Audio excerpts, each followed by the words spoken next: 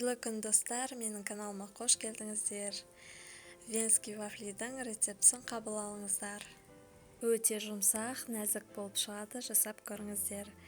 Менің каналыма тіркеліп, пікір қалдыруды ұмытпаңыздар. Ең алдымен ыдысымызға 3 жұмыртқа саламыз.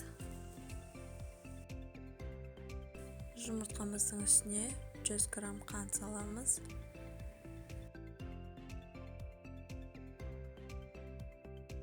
Және де жақсылап араластырып аламыз.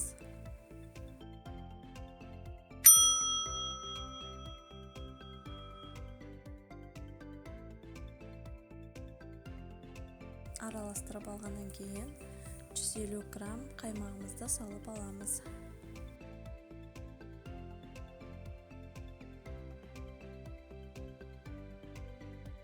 Бір келкі масса болу үшін тағы да жақсылап араластырып аламыз.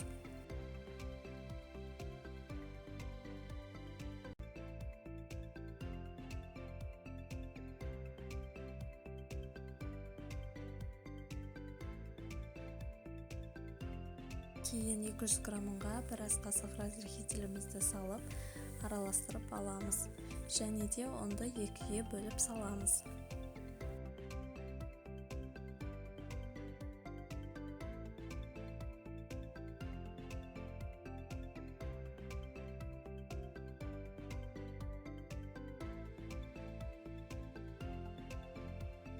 Неке осындай видеода көрсетілгендей қатты сұйық та емес, қатты қою да емес, қамыр дайын болу керек.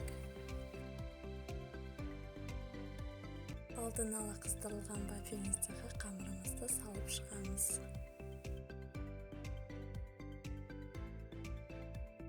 Бетін жауып, шамамен 5-7 минут пісіріп аламыз.